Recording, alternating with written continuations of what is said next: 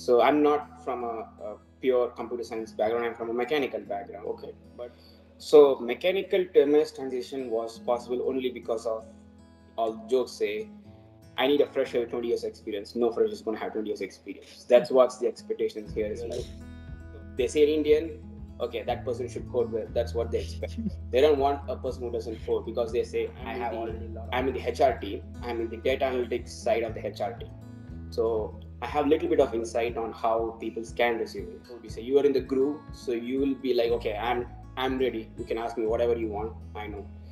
I will be able to answer. But the problem is networking, believe me or not, plays a very crucial role in the US. In India, maybe it does, maybe it doesn't. I don't know. Here, you know a person in a company, they can take your resume directly to a hiring manager. So you by getting a call is the hardest in the US. I don't think getting a job is hard. Getting a call from a company is hardest. It's apply to these companies because they have a very lesser candidate pool. Like only 10 people is going to apply for the job, or only 5 people are going to apply for the job. Your chances of getting picked is going to be higher the next slide. That way, your speech is going to be fluent. You're not going to have any like what would you say interruptions. It's going to be crystal clear. Yeah, as a manager, what I would be looking for is mostly attitude. That's what even I. Hi, friends. So today a special guest joined with us, Adi. He studied mechanical in India, and after that he came to US, and he is working here for the past 8 years. Now he is currently as a manager in data analyst field. So I'll be asking him many questions about how this transformation happened and what they will be looking in the resume. As a managerial point of view, also we will be asking. So let's ask Adi about it. Thank you, Adi. Thank you for joining us. And yeah, if you Hi, Bonesh. Yeah, thanks for the introduction. I think you got everything right. But anyway, so I came to the US, as Bonesh mentioned, 8 years back. I did my master's at University of Illinois at Chicago. So I'm not from a pure computer science background. I'm from a mechanical background. But I worked for Infosys. Thereby, I made the transition from mechanical to the IT field. So at UIC, I did my master's in information systems, yeah, management information systems.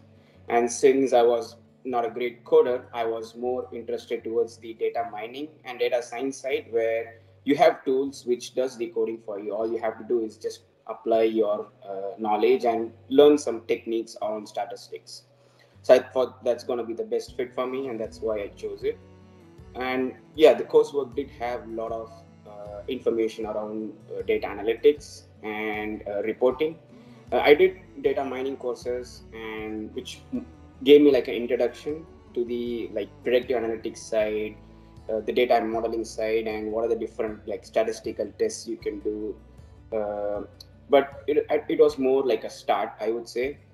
And right now, I am in the data analytics and the reporting side. I'm not really into the predictive side as much as I wanted.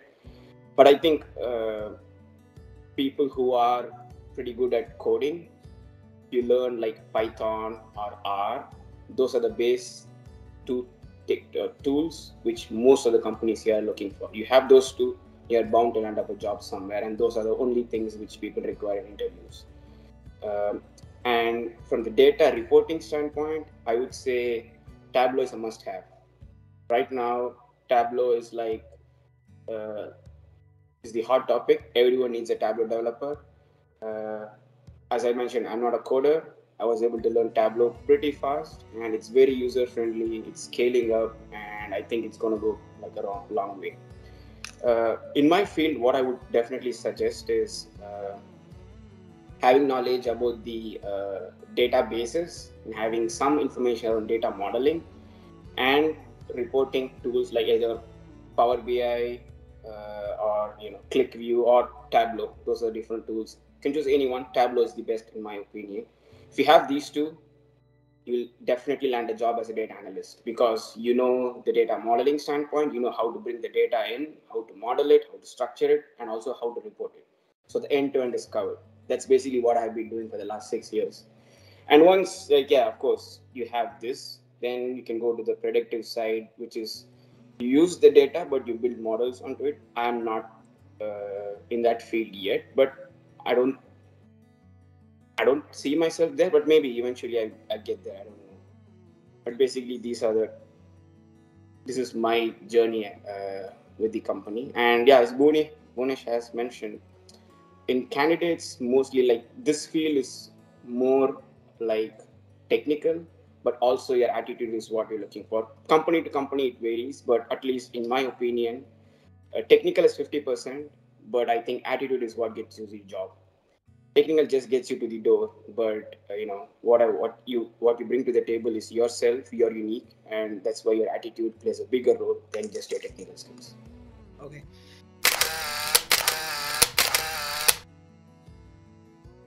Yes. Okay. So yeah, it's a good question, Bone. So I've thought about that myself. I would definitely change my bachelor's. I would not have taken mechanical. I would have definitely done computer science or something related to coding. Because right now that's a handicap for me. I'm not able to like code well, or I'm not able to do those things. So I would have changed that. But anyway, I'm in the field now.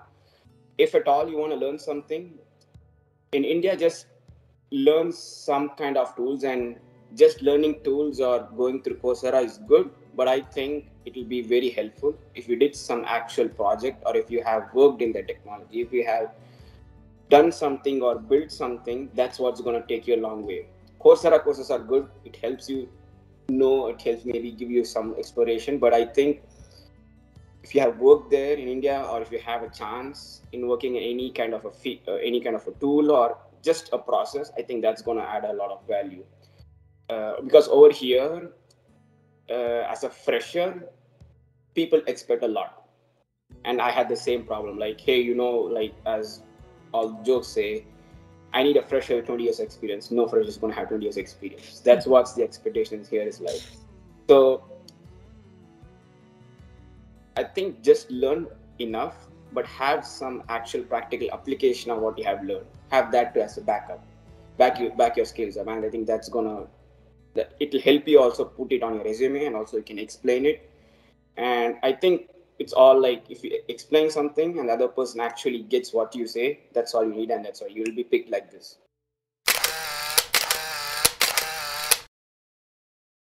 Into this data analytics or data science field. Okay. So mechanical to MS transition was possible only because of Infosys. So yeah, as everyone in India, I got placed in Infosys. Even though I did my bachelor's in mechanical, I got placed in Infosys. Infosys has a rigorous training regimen, and I was trained a little bit in some of the courses. I did not do any work in Infosys. I was trained, but they was put in some random project. Anyway, I didn't learn much in Infosys. But I think for people who have actually learned, that has been their foundation. Like if someone did testing or automation testing or something, then they want to do the same thing here, and they apply to MIS and they get it. For me, yeah, since I did some random testing, I was able to transfer. That was the only reason I was able to apply and say, hey, I learned database, I learned Java, I learned whatever in Infosys. So I have the background, even though I don't have a computer science degree. Yeah, I know that, so I want to do MIS. And they said like, yeah, sure, fine, come ahead, come into this.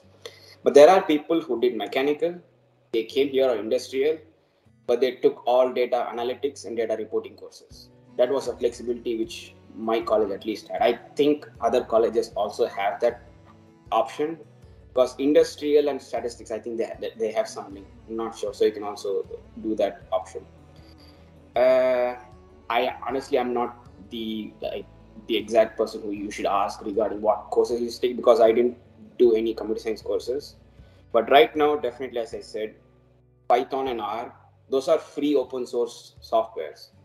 Okay. Most of them would like you to have some skill, build some projects, or that's what I say. Like these what is it, GitHub or whatever. You take a random project, you do your own application, and you publish your code or something, and people will appreciate it. I'm saying all these things. I did none of that.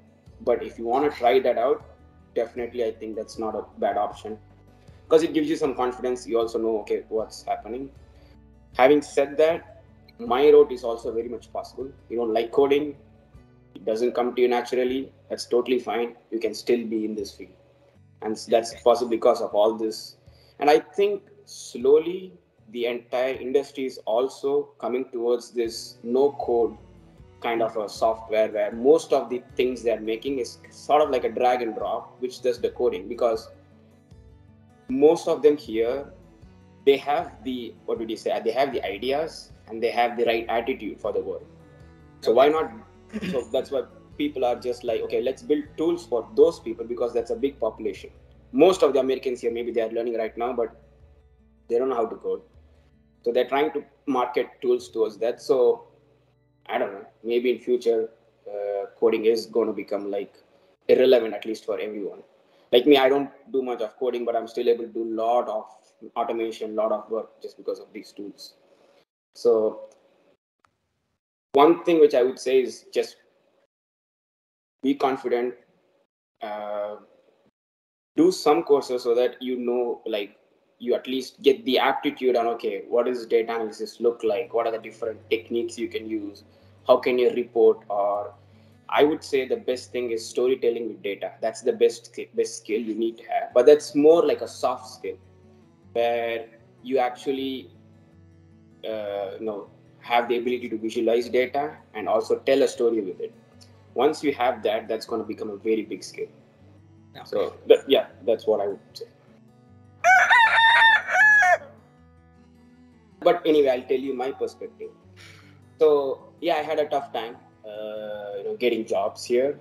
I'll be honest. Yeah, as I said, it's not a great coder. People here look, they say Indian, okay, that person should code well. That's what they expect. They don't want a person who doesn't code, because they say, I have already a lot of people who don't know how to code. I need a person who can code. So I did find it hard. And what I would definitely suggest anyone coming here is definitely prioritize getting an internship or some kind of actual research assistantship or like a graduate assistantship where you do some work which is relevant to your field. That's what I would suggest, because those things play a big part in your resume. If you're like me, if you have done like great work in India, you have worked for like 5-6 years or 2-3 years with a big project, a great client, I don't think you have an issue. But if you're like a fresher or you don't have necessary skills, they need some kind of work experience here, and you need something to talk about in the interview. What are you going to talk about? If you're going to just talk about your courses, it's going to be a very short interview. You need something to say, I did all these things, this was the result, this was that, a practical explanation. So prioritize internship or getting a graduate assistantship. I didn't get an internship, but I had the graduate assistantship, which also added to the, which was also added value. The reason I didn't get my internship because was I didn't have any experience. I couldn't talk to anyone regarding any, like, what do you say, practical experience. I just said I did all these courses, but I couldn't apply it anywhere. So that was a bit of a tough problem. But towards the end, I think when I was finishing up my semesters, I applied to, I would say, 500 to 600 jobs, just random. Wherever I see analyst, business analyst, data analyst, I don't care. Anything which doesn't have coding, I just randomly applied. Blind application. All over the place. Didn't care about the company. I don't care. I just applied all over the place. But I think what I would definitely suggest is you're going to fail multiple times, and that's completely fine. Everything is going to be a learning, because every time you fail, you will learn a lot, and that's what helped me a lot. I gave a lot of interviews. As I said, 600, I only got like 2 or 3 job offers in the end. Everything else either were rejected or I didn't pass the interview. Multiple things happened. So I would say it's just going to be a practice. Eventually, everyone's going to get a job. I don't think that's a problem. You just keep on trying, you'll get a job. I don't think that's a problem. But yeah, as I said, keep trying. Just keep on giving interviews, and I think you'll get that. What would you say? You are in the groove, so you will be like, okay, I'm ready. You can ask me whatever you want. I know. I will be able to answer. But yeah, that's what I would say. And resume does play a big role, because that's what, like, as I'm in the HR team. I'm in the data analytics side of the HR team. So I have a little bit of insight on how people scan resumes.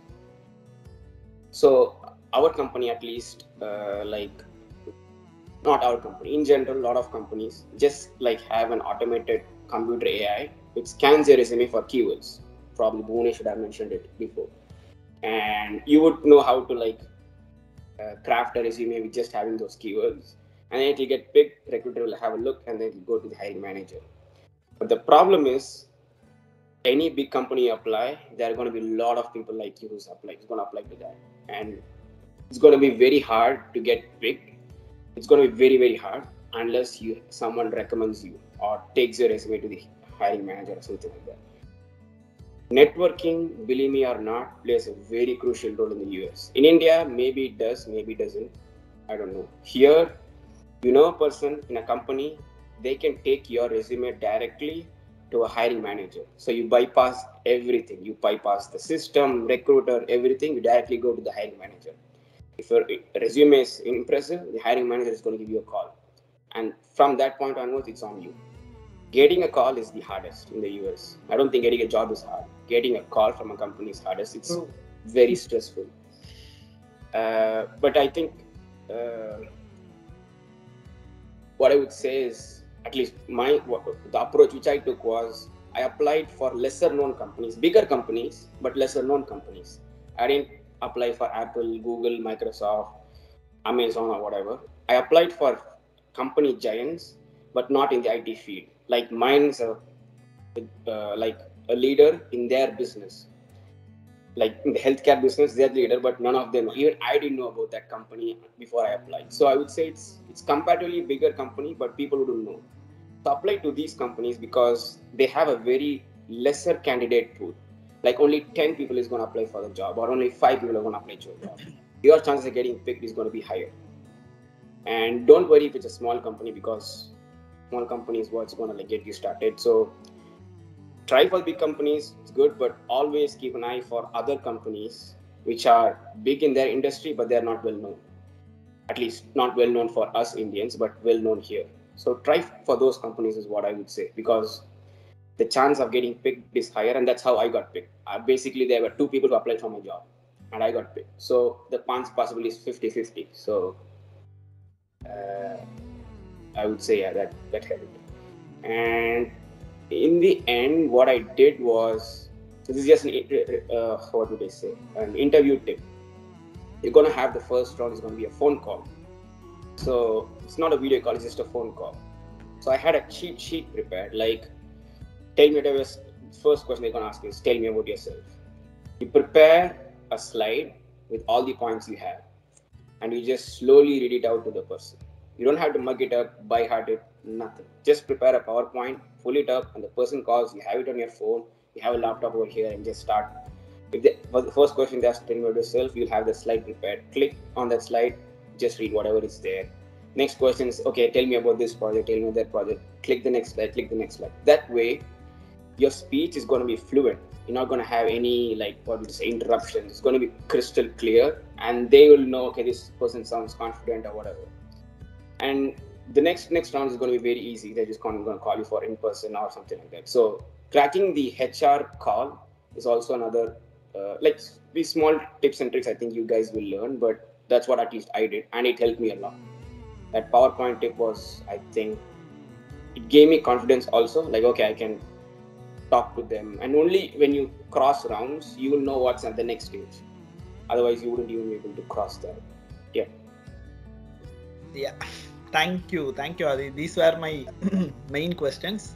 So from you, and do you want to add some point who is coming to US? Like, if you want to say in any perspective, like they might have studied ECE or computer science or mechanical. If they are coming from there to here, in general, if you want to advise them or some points, if you want to say, you can say about that. Yeah, that will be the last question from my end. General advice, I don't know, I think most of them coming here are going to be like much better. They're going to be well off. I don't think they're going to have any problems. But in general, what I would say is just be confident. I think coming here itself is a task. You have got here, so I think you're going to just do well. Just be confident, keep on trying. I would say you're going to get depressed a lot of times. Don't care, just go with the flow. Eventually, you guys will get a job. Don't worry about the visa. It's going, whatever is going to happen is not in your hands. Just stay focused. I think US will change your perspective. I think at least it changed mine coming here. It just overall work culture wise, how do you get along with people? Everything's going to change. So it's going to be a new experience. It's a very good learning opportunity for you. Not a lot of people have it. So just be lucky and just go with the flow. Interact with people, have fun, and yeah, I think you guys would be well. And yeah, I would say that I'm happy I'm talking with you guys, but I think Bhunesh, he's done a lot of hard work and he's cracked a lot of interviews. So he would definitely give you much more important tips. I'm a little, how would I say, old because I'm past like 8 years or something. I'm not regularly in touch, but yeah, as a manager, what I would be looking for is mostly attitude. That's what even I see in people. If someone right off the bat is saying, "Hey, I want so much money," or "I want so much money," I'm not being that person because their mind is not on learning or anything. They just want more money. We would definitely gonna offer you whatever you're gonna, whatever the role is gonna for, but attitude is what I look for as a manager most. Because if you have the right attitude, I can teach you, and that's what a manager is gonna look for people who they can teach.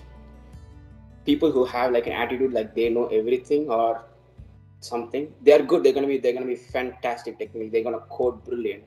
But the problem is I can't teach you, and if I can't teach you, you are not gonna grow, and the company is not gonna grow. So I don't think it will be a good fit for you. So that's my only thing. More than all your skills, everything, your attitude, I think makes you.